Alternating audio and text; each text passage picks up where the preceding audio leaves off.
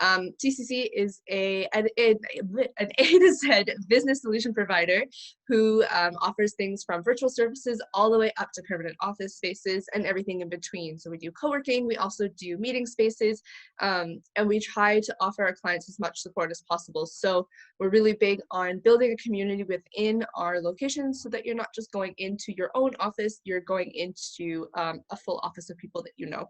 And while we are all on quarantine and self-isolating, we decided to bring on experts every week so that they can help you with your business and continue to support you online. So I'm going to pass it off to Rebecca. She's going to be able to give you a bit of a background on her, and then we'll get started with the webinar. Thanks so much. Thanks for having me. My name's Rebecca Stanisic, and I have been writing on the blog A Little Bit of Mom Sense, which is my blog I started 11 years ago. But also I'm a freelance writer and social media consultant. I help small businesses and other bloggers to create and curate relevant, intentional, goal-focused content that helps them meet their needs, increases sales, works on getting their message out better. So I try to focus on that kind of relevant, intentional content because I think it's so noisy in the space. And that's kind of where I've been growing my business over the years. So I help some people develop their social media side. I help them write their blogs. I might help them create their strategy, their content strategy, to really hone in on their brand messaging and to hit on those goals.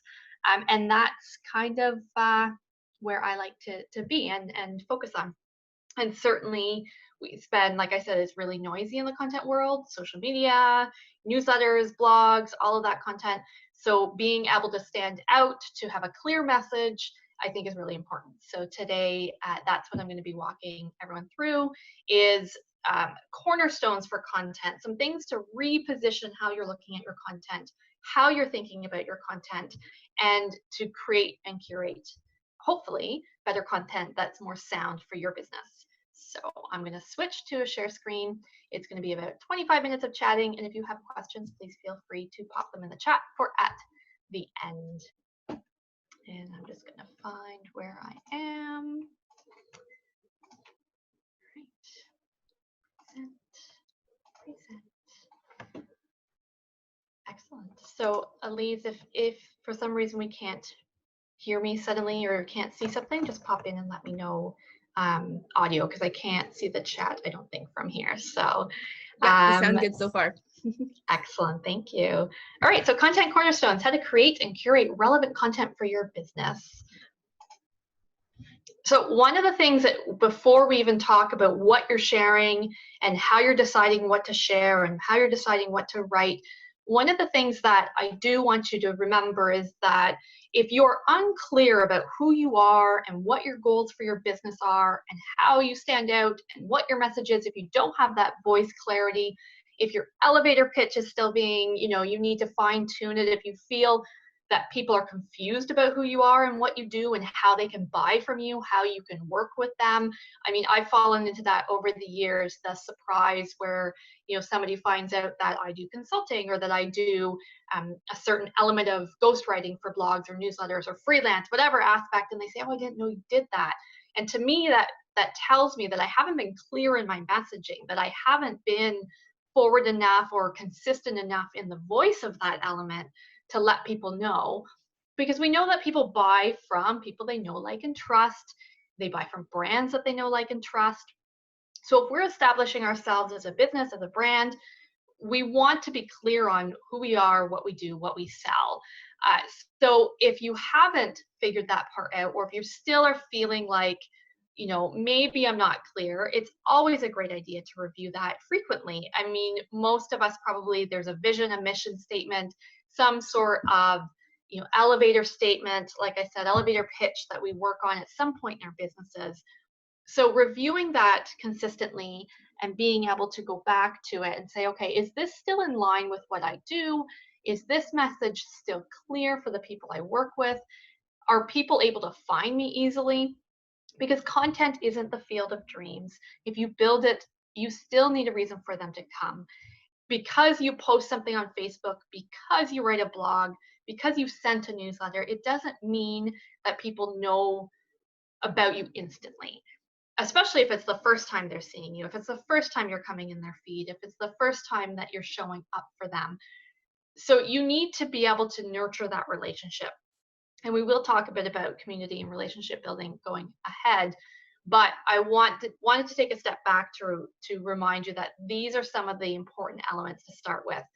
To think about, and I look at things in a 3-1-1 method. So I look at things quarterly, monthly, and weekly when it comes to my content. So from a quarterly perspective, I like to see, what's coming up, what's the broad view goals. There's usually events or speaking or some sort of outcome. Financially, what does that quarter, what do I want it to look like? And then I'm able to look at the month ahead and say, okay, here are the things in place, the journey I need people to go on to get to this goal of, if I'm launching a program or if you have a sale coming up. You can't just, on a Friday say we have a Sunday sale and expect the Sunday sale to be successful if people don't know about it. So there's this runway, this launch pad that people need to know about. So you look at your month and you're able to plot out your content. And then the same goes for a week. And weekly is much more immediate. It might be day by day, depending on the business or the launch or the sale that you're doing. It might be even hour by hour. So by looking at it in chunks like that, you're able to plot out a content plan and a content journey in a much more clear and concise way that meets the goals that you have. A lot of people, I think, often will take this dartboard approach where you throw content at the dartboard and you might hit a bullseye. You might get something that strikes really well, it connects with people, a video goes viral, whatever the case is. But most of us don't randomly hit a bullseye. There's a much more, a plan is usually, a strategy usually helps coincide with that.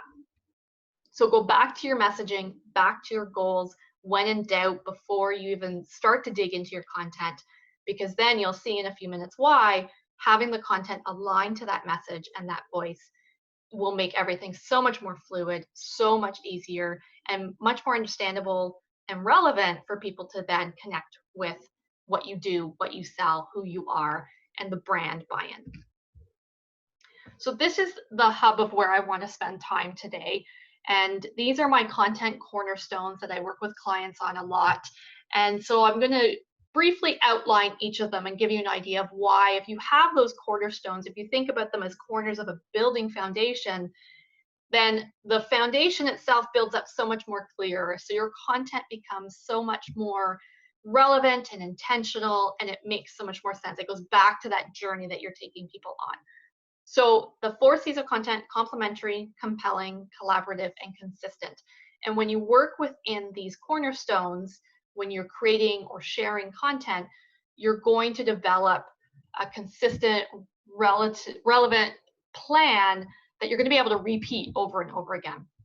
So the first one I'm actually going to start with is the last one on this list, but the consistency of content is so important.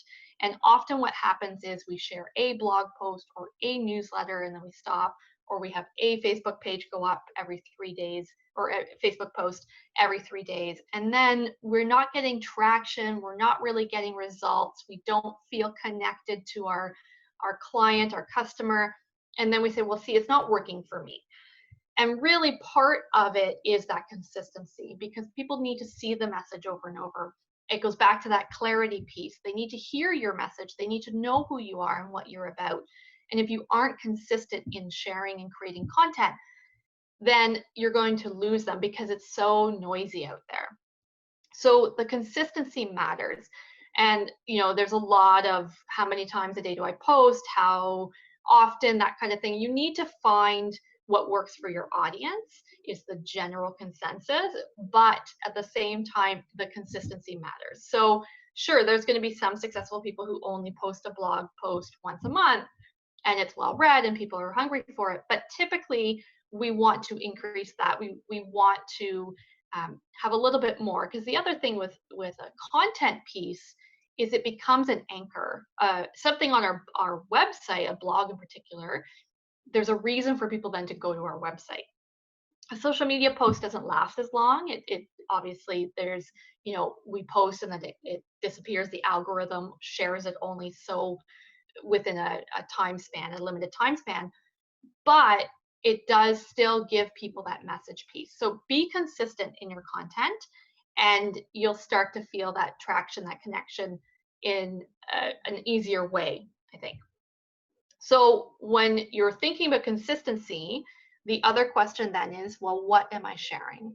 And so really one of the things that I think we need to remember is that our compelling content is something that evokes a reaction. It connects with people. And compelling doesn't have to just be emotional. So often people are connected emotionally, and we make emotional purchases, or we work with businesses emotionally. But that's just one element. Compelling content might be education. Your role might be to educate as a service-based business. You might be educating. It might be informative. It might be something that they share because it helps them. So if it's helpful, compelling content, then it gets shared because they feel it will help someone else. So that compelling piece becomes very important, because it's really a root of that brand messaging and that brand voice again.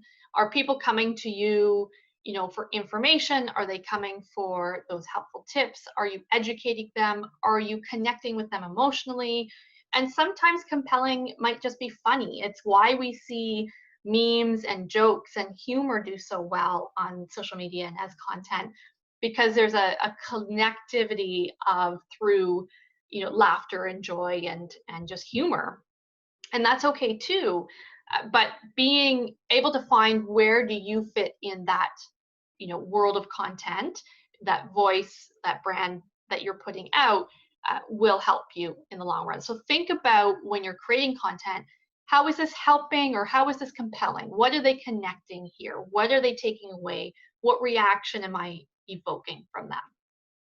So complementary content is the content that you have your core business, your core content that's about you, that's informative, that is, within your niche.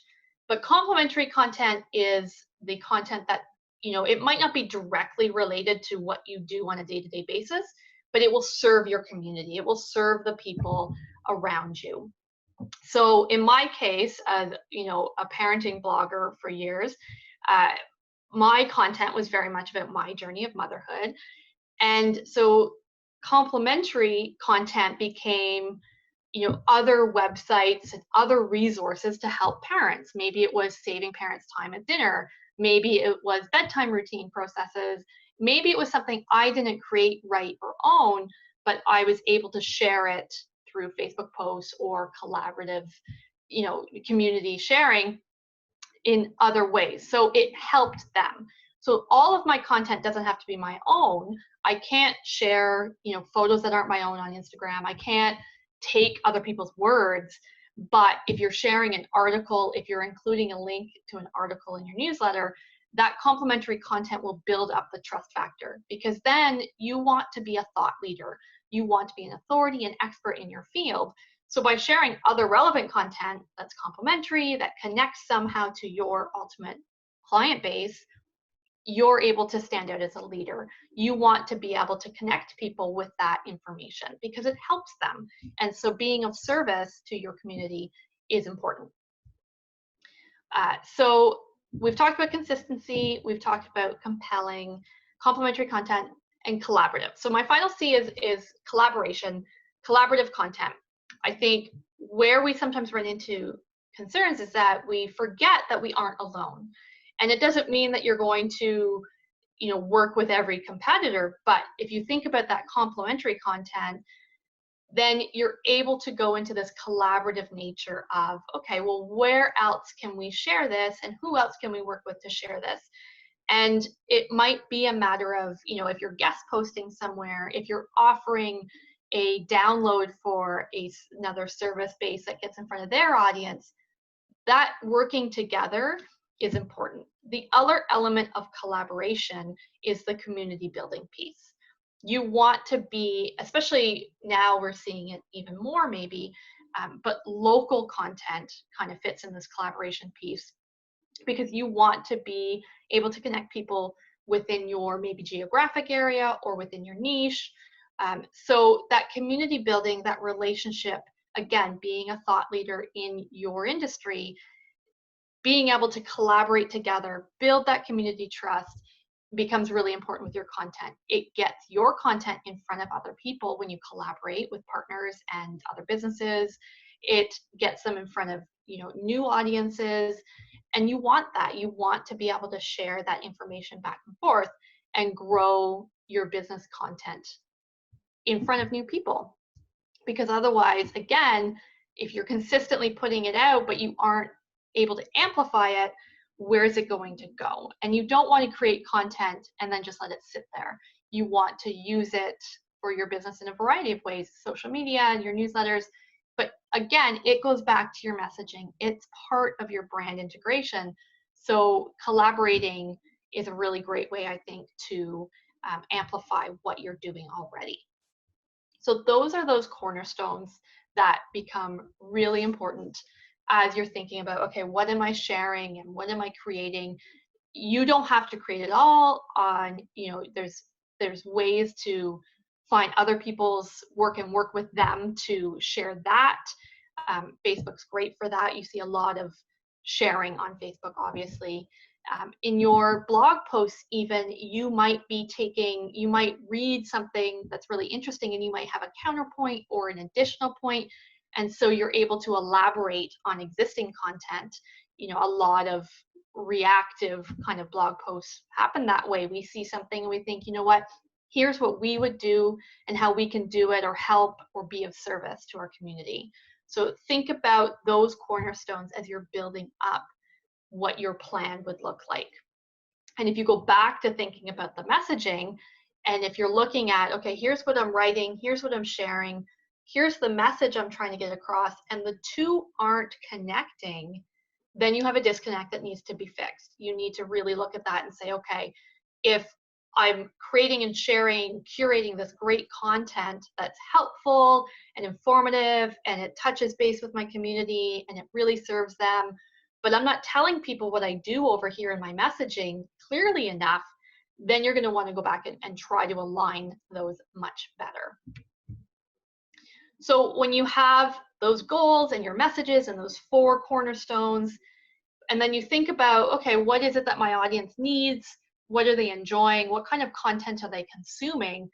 Well, then you're finding your social media content right smack in the middle. Then you're finding that sweet spot of, okay, I can work to share that with them. It's why we think about, what's working, or one of the things we saw frequently, if you're on Facebook, is those tasty videos, those little mini recipe videos that were really quick hits. And people clearly were consuming them and enjoying them, but it was fitting with Tasty's brand message of, creating great recipes. And so the two kind of combined, and eventually now they have a brand of, they sell product, and so they've grown that brand, but they were able to find where that spot was.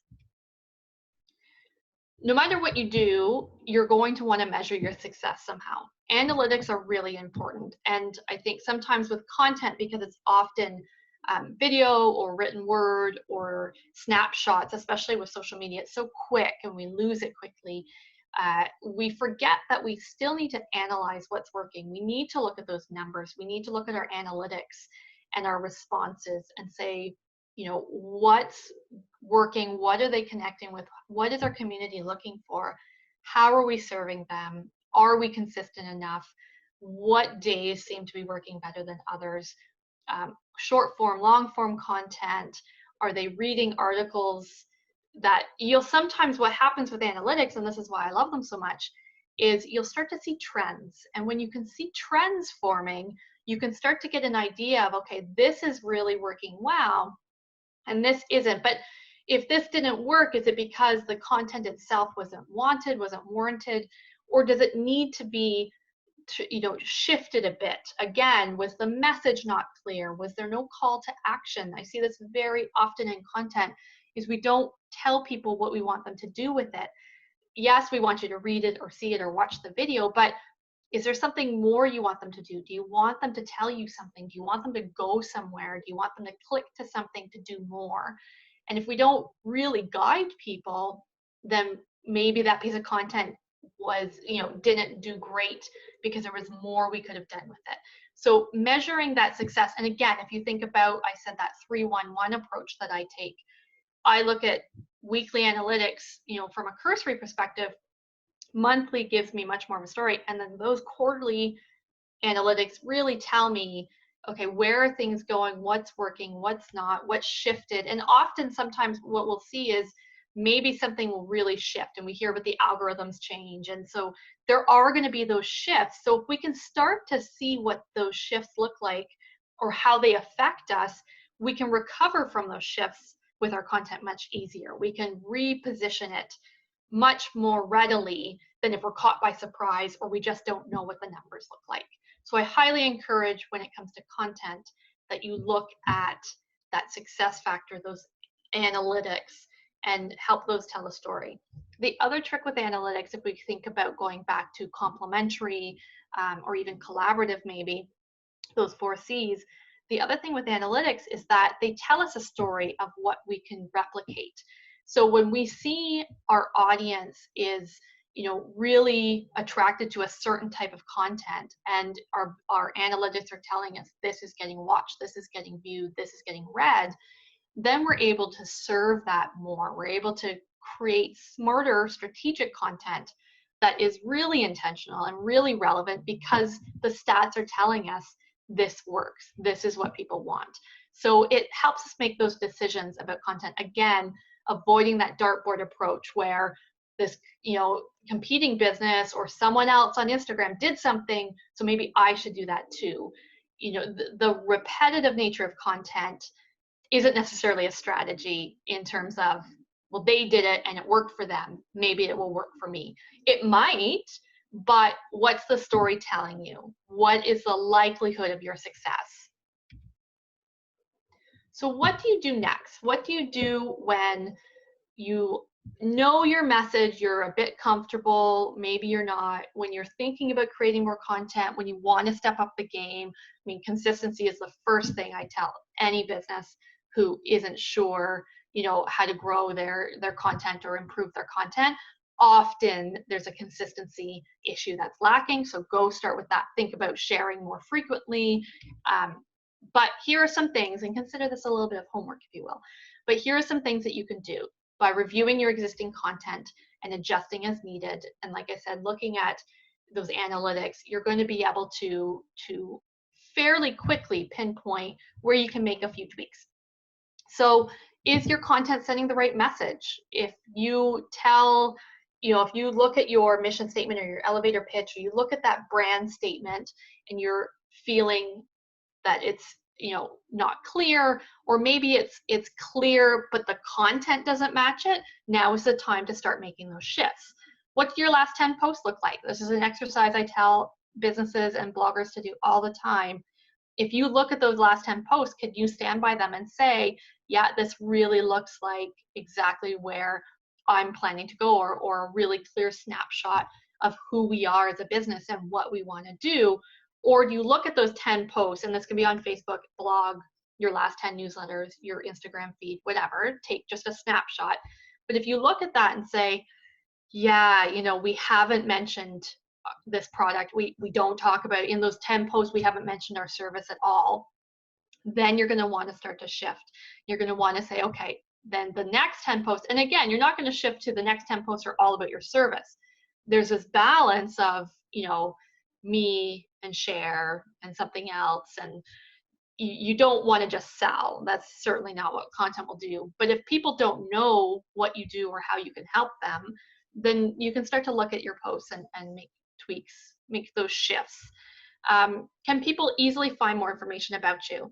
It's a really random thing to think about. Well, of course they can. Like, it's here, it's there, there's an email. But is it clear?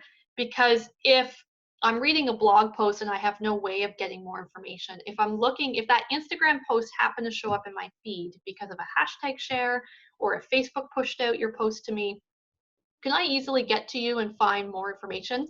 The biggest spot for this, I would say, is a business's about page. If it's not relevant, if it's not up to date, if it's not clearly found, now's a good time to shift that. And we don't think about that static page as a piece of our content. But to be perfectly honest, my About page is one of the most visited pages on my website, because when people are looking for more information, they're looking for an easy, okay, give me more detail in one spot. So that's something you can look at quickly. Is your content compelling? Does it have that complementary messaging? Is it consistent, of course? Are you building community? And if I were to add a fifth center block of my C's of content, it would always be community. I talk a lot about that in the collaborative piece and certainly in the complementary piece. But that community is a connection. It's that relationship building. It's the, your customers and your clients and the people you serve who want to work with you, who want to share more about you, who want more information, who want to consume your content. So building that community piece becomes very important. How frequently are you posting? It goes back to that consistency. You need to possibly, do more than we think that more people see it than maybe they actually do. And so we need to share that a little bit more consistently. What's popular, what is doing well, that goes back to that analytics piece. So if you haven't looked at content analytics ever or lately or frequently, I highly encourage you to do that as part of your ongoing strategy and planning and reviewing, because there's so many gems that can come from that information. It helps guide so much that it would be a shame to miss out on what it's telling you. And then, do you have a plan? Are you making those strategies? Are you thinking about it from a 3-1-1 perspective? Are you, even thinking about that journey that you're taking people on with your content? If you're writing for the sake of writing or sharing for the sake of sharing, or because somebody on a webinar told you had to share more, that's not a great plan. You still want to have that intentional content. You still want it to be relevant. You want it to go back to your goals and your messaging. But if you think about, okay, what am I sharing consistently that's from the community, that will serve people, that's collaborative, that's compelling, that will make people think, feel, want more information? When you start to think about those cornerstones and that basis for a foundation and a framework of really great content plan, then there's a journey that you can see that when they get to a certain point, when you put in front of them, by the way, this is how you work with me, this is what we sell, this is why we solve this problem for you, or how we solve this problem for you, there will be a much closer connection to, okay, tell me more, or a sale, or, which is really what we want. Social media isn't necessarily, it's not about the sale, it's about the relationship building. And we hear that over and over, and we see that often.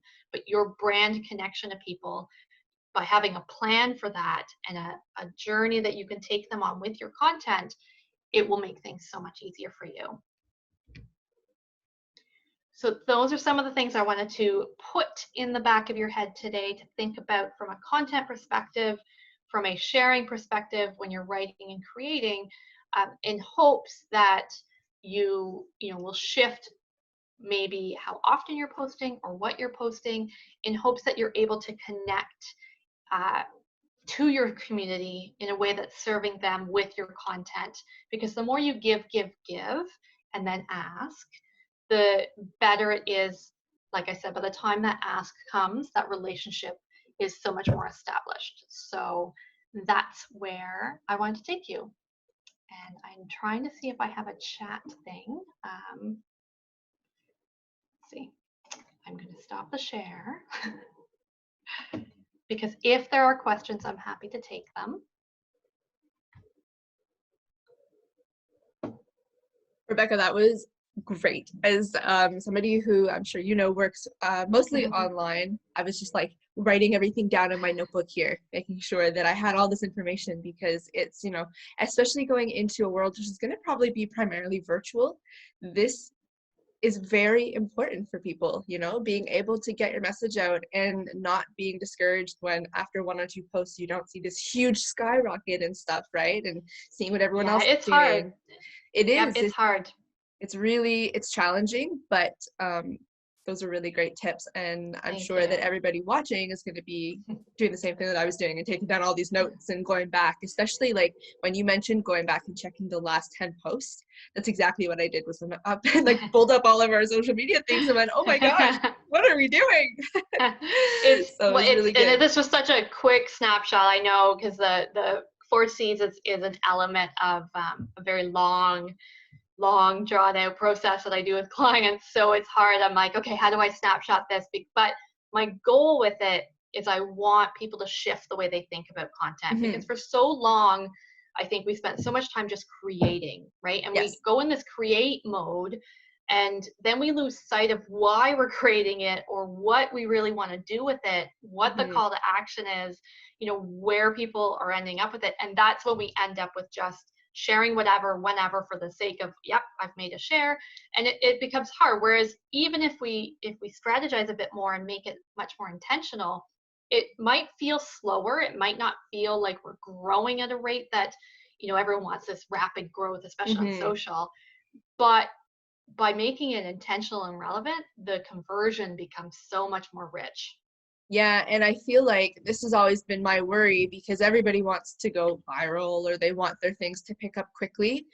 But for somebody, like, I feel like if you understand what you're doing, the going viral will come naturally, right? Like, if you go And some viral people and you are don't know, amazing creatively.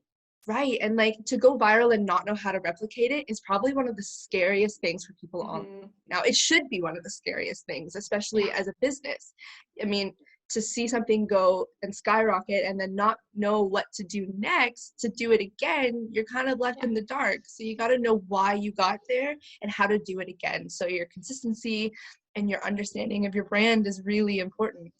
Yeah, and it's different too. I mean, I primarily work with bloggers and small business owners, solopreneurs. So we're on a scale that's a little bit different than big corporations or larger businesses that have teams of marketing and social media people. And obviously their creativity and the work they do and the analytics they do will be quite different than those of us who are, a little bit more solo, a little bit smaller. Right. But the intention, I think, is still the same. I think they still have clarity. They still want to have that strategy, and they're still going back to and in those cases, the big cases, I think they're really hyper focused on brand messaging and brand clarity, and having that clear message for their brand, because it really matters as you get bigger too. So there's always this balance between, and I recognize that the small businesses or solopreneurs I work with, it'll be a different shop than a big group, but there's still pieces that we can do, that matter and that can make the difference. Yeah, no, absolutely. Well, thank you again for taking the time to Thank join you. us. We're going to be posting all of Rebecca's links and stuff in the caption. We're going to be posting this on YouTube and on our social media page, so you can go back and rewatch it, or if you're joining us after the fact, all of Rebecca's information will be there. So if you want to reach out to her and use, her services to help you through this time, they'll all be there. Thank you again, Rebecca. I hope you have a really Thank great you. day. Thanks, you too. Thanks for having Thanks. me. Absolutely. Bye-bye. Bye.